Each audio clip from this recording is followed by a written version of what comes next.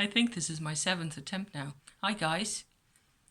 I'm going to talk to you, Jennifer, because I think that's the only thing that makes sense. And if somebody else wants to watch this vlog at some point later on, then they will have to watch your vlog first and, figure out what it is that they want to do with all this. And so I want to really move my camera slightly in a different angle, because then hopefully not getting that stupid now there's 2 of them like this. Okay, yeah. Root chakra ruminations. All I said was the root chakra responds really well to feeling safe. I think that's all I said, really. And my Shakti work update. So, funnily, what happened as I was watching your vlog about this business, there was a notification that came in on my screen of Teal Swan doing a Kundalini vlog at that time. She on her channels, Teal Swan, has a weekly session, some type of a presentation of an esoteric or relevant theme for us. Lots of it has to do with completion. She's my completion process go-to philosopher. I love Teal. She has been crucial to me finding out more about how my emotions work and getting my emotional life back the way at least I can access it much better, and most time I feel a lot happier and much more in contact with myself. So she put up Saturday afternoon, it was at the end of the afternoon that I was watching your root chakra ruminations. She put up a vlog about Kundalini energy and how to work with it and what can happen, etc. And so I had to watch her,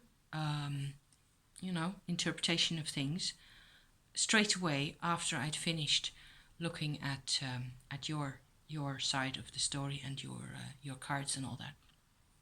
So it was suddenly all becoming very real to me in the world. This has always, what strikes me again and again, and it's something that Teal refers to as well, there is a world of energies and there's the human world and society and the things that we tend to talk about.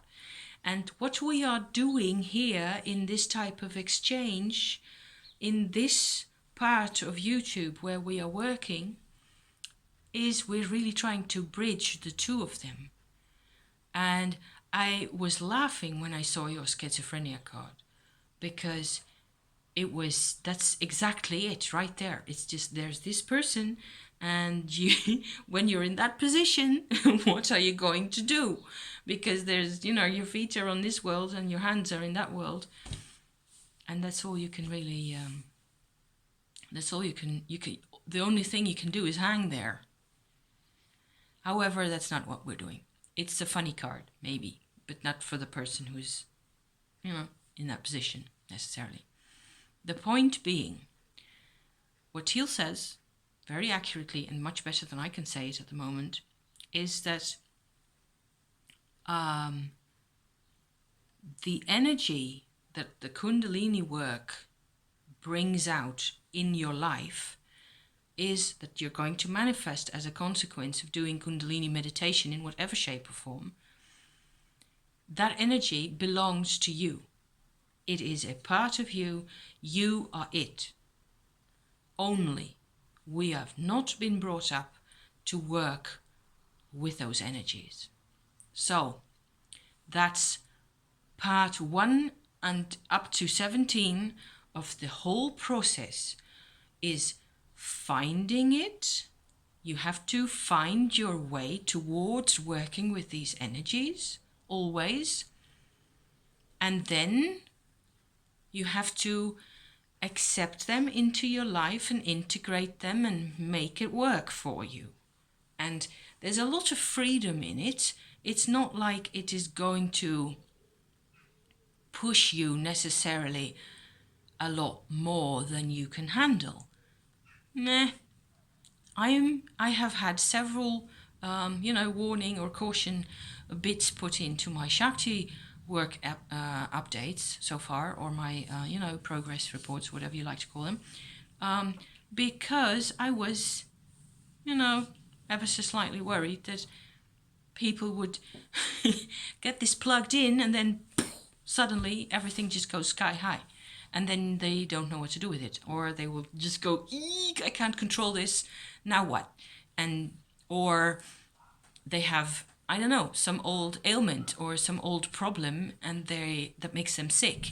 And the energy of the Kundalini goes into the problem area and everything just becomes 10 times worse. After which, of course, a while afterwards, it'll all settle down and you will have, managed to get rid of the toxins and get rid of the bad vibrations, and you will have, reclaimed your life. That's the plan, right? It can take some time. The point is, I cannot predict any of that. I cannot even see it, especially not from here, where I am, over the tube into somebody else's life out there. And I don't think I am supposed to either. By the way, if I talk about Shakti, it's the same thing as Kundalini, okay?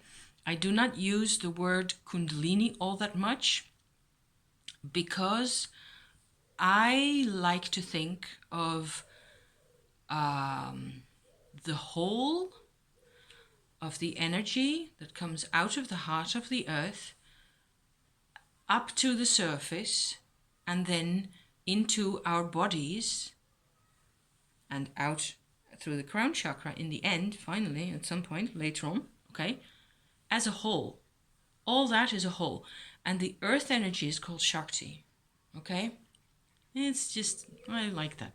Kundalini is associated, Teal Swan says it also, with the snake, and it's the name of the snake, or it means snake in Sanskrit, and that's fine. It's accurate. It's the good type of, you can read all that and you can recognize it once you start working with these energies. The point is, what I'm trying to do here also, what I've been trying to do, what I'm trying to do here, all of it, is I would like very much for all of us to become acquainted at some level, when we want it and when we need it, with these energies as they are for us. So without any diagrams, any schematics, any lotus flowers or any of it. I mean, I love lotus flowers. I always will. That doesn't have anything to do with it. A lot of the Kundalini business is the chakras, the nadis, and all the rest of it is a particular type of representation that comes out of an ancient culture where it was formed under particular conditions by people that we don't know.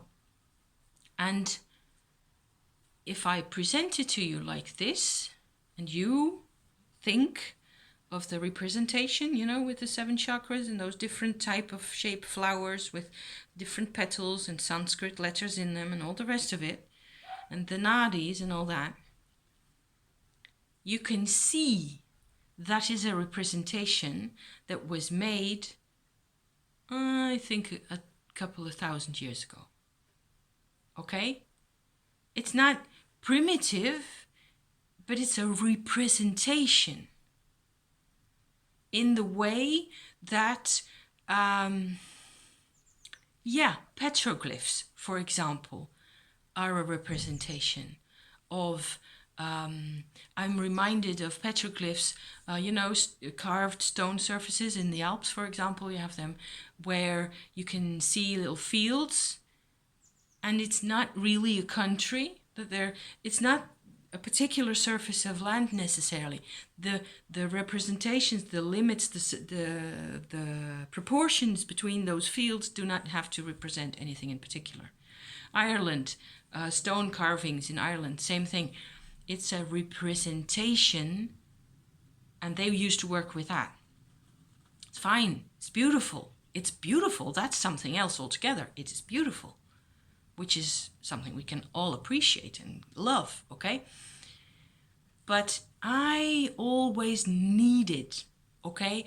I needed my meditation to work for me because, oh my God. So from that point on out, I have to tell you that I used quite a different set of meditations in order to keep myself moving more or less in a line that is parallel to the rest of the universe, if that makes any sense. Okay? I think the most important type of meditation that I use really regularly is a Tibetan-based meditation that involves looking for stillness, silence, and spaciousness inside the three parts of the body, the belly, the heart, and the head area. And I can put the link to a vlog by a Tibetan priest about this in the description. I think I will do that again because that was really very helpful to me.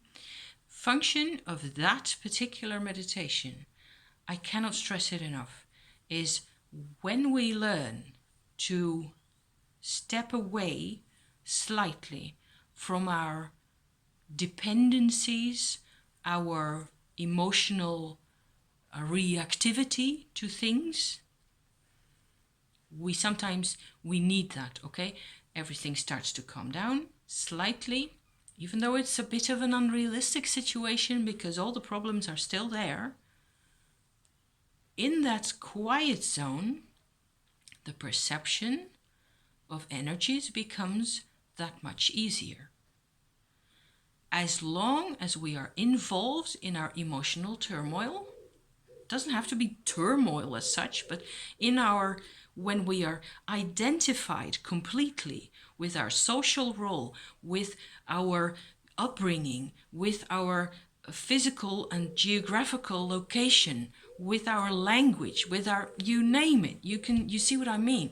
As long as we're identified completely with all those, we are going to have a hard time making out, the different energies, separating out the energies. So that for that one, I think that the three refuges, that's what that's called, the stillness, the silence, and spaciousness meditation is absolutely instrumental. I have had so much joy from that, and I still use it. I don't know, 2-3 times a week, sometimes depending. And I use it, it's 5 minutes, I just put 5 minutes into that. I have had so much practice, lucky me, that I can just tell myself, oh yeah. It's not so easy when it's in the 4th week of the month, okay? When my hormone levels are, then I can meditate until kingdom come. It's but it'll pass. It all passes, and I think it's all there for a reason anyway. All that trouble. So from that on out, I'm using my septarian heart there because sweet stone. What else can I say? I want to refer to your Jennifer, your Lyme disease situation and your allergies and all the way you described all that, you shared all that. I thought that was incredibly brave of you and so cool. The way you just share the whole lot of it and the cards and all that. Man, excellent. So thank you for that anyway. I think whenever something like that happens, I'm talking about getting a virus, an infection, a bacteria, some type of a foreign element, okay? into your body, your challenge, and this is all my interpretation, and you can just chuck it out of the window if you don't like it, please. I'm just saying this, okay? The point was, you didn't decide what energy was yours and what wasn't. You lived your life. That's what it looks like to me, okay? You lived your life, and then the Lyme happened. And nobody helped you or showed you how to claim your own energy or your field, determine this is my energy, and there's nobody messing with this. And of course, we can all get the flu one day or another, and it's very temporary and it passes. And then what's so nasty about this Lyme business is that it takes hold, and it just sort of it obtains its energy, obviously, from your system. It just hijacks your system. It takes your energy, and it only gives problems back to you. And your body isn't supposed, your energy, the whole of you isn't supposed to function like that with this parasite, this squatter in the house.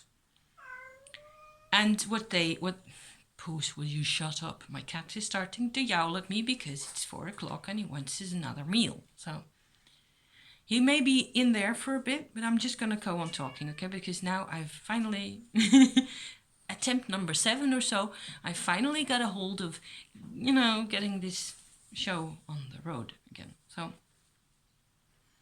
I think this is essential. When you start working with Shakti energy, in whatever way you do it, point 1 is a lot of patience. It is there. It's there now. The moment you are listening to this, there's a truckload of Shakti energy right there. But you have not really yet figured out how to approach it. And so, because it's a bit of a, fire-breathing dragon, it's as well. You take some time to get to know it. And if the image of the sand moving through the fingers in the other direction, like that, if that is working, I thought that sounded pretty fabulous. Okay, it's perfect. And from then on, you can figure this out. And you do it, but the Shakti is always there. It's already there. But what we do is we shut down our root chakra, we close it down, because we want to be able to control the input. At least that's our path as human beings, apparently. So far, that's what we've been doing. Only allowing ourselves like an infinitesimal amount, just enough to stay alive, of the wealth of energy that is really ours. And so it comes into our bodies, it supplies us with all sorts of, organizational structure type levels of implementation, whatever you like to call it, because that's what a body is, right? It needs that energy on all those levels. It needs for my eyes to work, it needs for my heart to work, for my metabolism to work. All of it needs that energy. And what I am trying to show here with my Shakti business is that if you manage to get into a state of relaxation where you have a choice to connect with your personal Shakti, almost infinite levels of energy, then you can start using it as you like, as you feel the need. But you have to, and I'm finally getting to my point here, you have to claim it, or you have to not give it away. I am talking to a fellow woman here. How much used are you to it that your energy isn't really your own? I mean, yeah, I know about this. I know that this tends to happen to all of us. This is my previous stressed out little vlog about how my my husband and my mother and all all that. It's all about that. It's all the same thing. I am not trying to say that we should shut people out or that I should shut my husband out or any of it. It's just this is my particular pattern. But I have always felt that the Shakti energy that comes out of the earth is really very much something the earth is giving to me for some reason. So lately I've been seeing it as part of me. Actually, that is really much more me than all my ideas and my history and my glasses or what I do around here. So let me see what else I can add to that.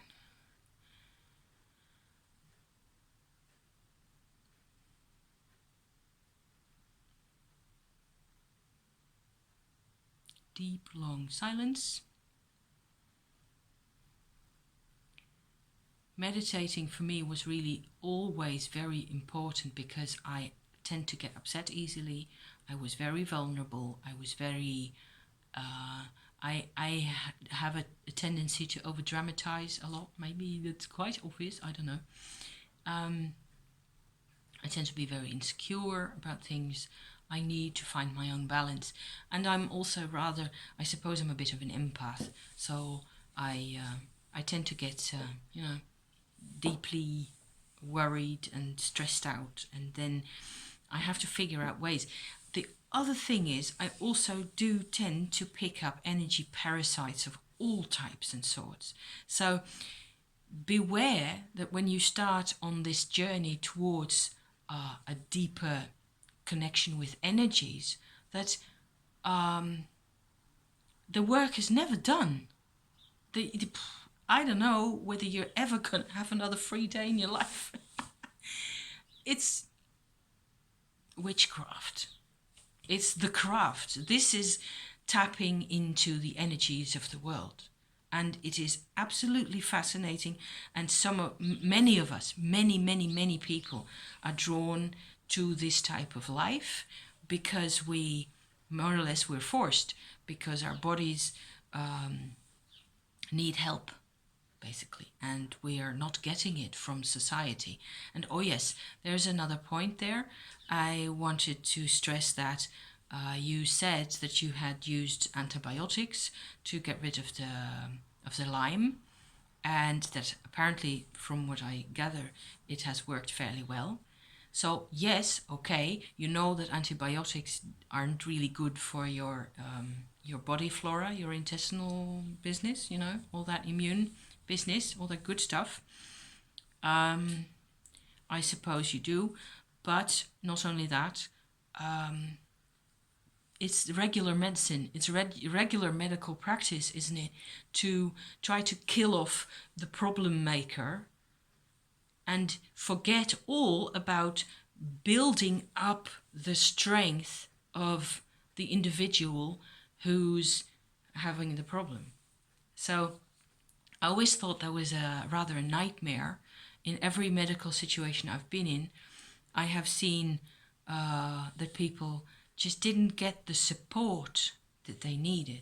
And what I'm trying to advocate with my Shakti story here is that you can have your own. You can really have your own support system, your own energy supply as much as you need it. It's always there.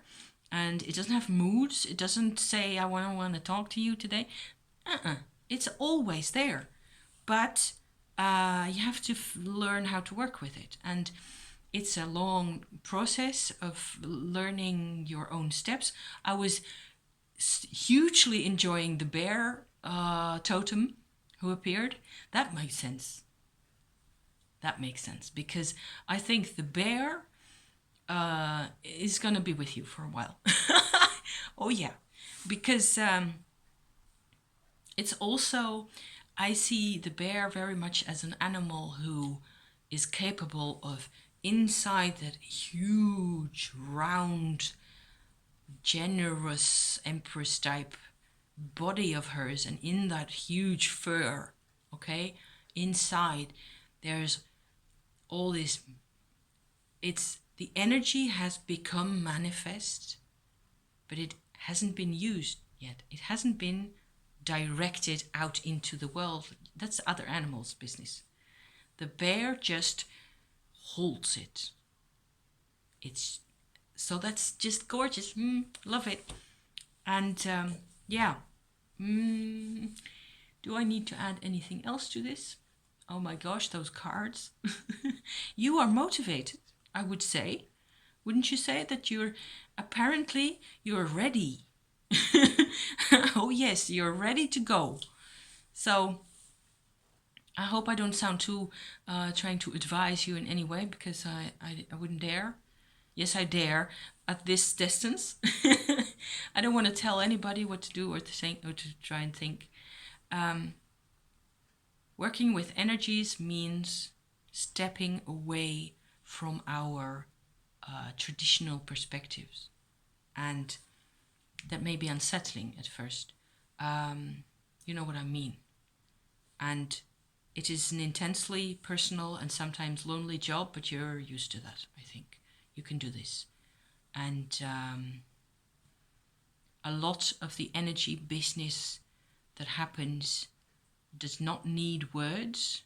It is extremely difficult to put into words, even after you have become used to the processes and the way things go. And it's not always necessary. To me, just as a final thought here, I think my Shakti work is going really well. I have a lot of Shakti energy coming up through the floor all the time. And I have encountered very few, none at all, I think, unusual problems. Most of my body is behaving in the ways I can more or less see it do most of the time. So it's not like there are huge changes. It's not like I don't need my glasses anymore or any of it. It doesn't go that quickly. And I still get headaches. I still feel tired. I still have it takes time. But I do feel a whole lot stronger, especially physically. So I guess I can sort of start to believe in that myself, become a bit more confident that, am I stupid or what? I'm saying all this, I'm telling you all this, and I still don't believe that this is my life. So yeah, it is. It's my life. And I have been so busy, contacting my soul and getting all this stuff organized in the soul retrieval and all the rest of it. I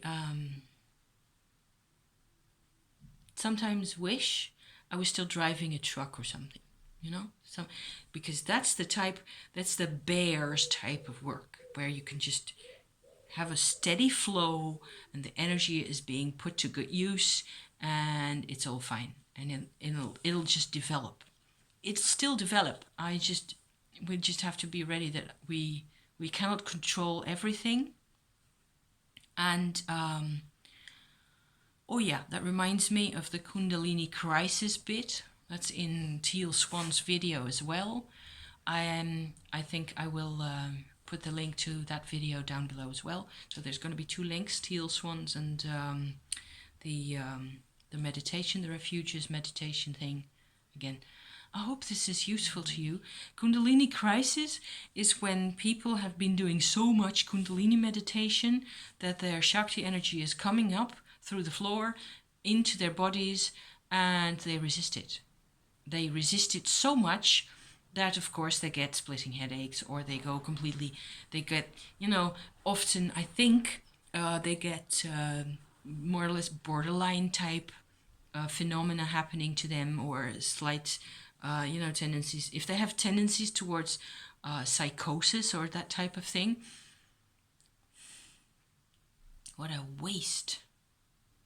That's why I don't, for you, Jennifer, I am not worried, because you don't look like that. You don't ever. So I am so glad that you just went, you analyzed the problem with the cards, and the cards were there for you, weren't they just? And you were ready. You're going to get this. And, there's all sorts of other stuff. As we move along, I suppose I will be doing, regular or irregular updates on how things are going for my side. There's stuff I can do about grounding, because grounding our consciousness is an exercise that is actually more or less the first step towards coming in contact with the energies and stepping away from the emotional, the perspectives of people and relationships and all that. So there's two worlds. There's really two worlds together at the same time. And there's a third link I'm going to put in there. And if you don't know it already, you may find it helpful. It is a delta wave hibernation binaural. I just love that. It's 15 minutes or so, slightly less than 15 minutes of a binaural sound tapestry type video, and it has pictures, but that's not really important. You can listen to it with headphones on. It is the closest thing I find to not having to meditate yourself and still getting into a different state.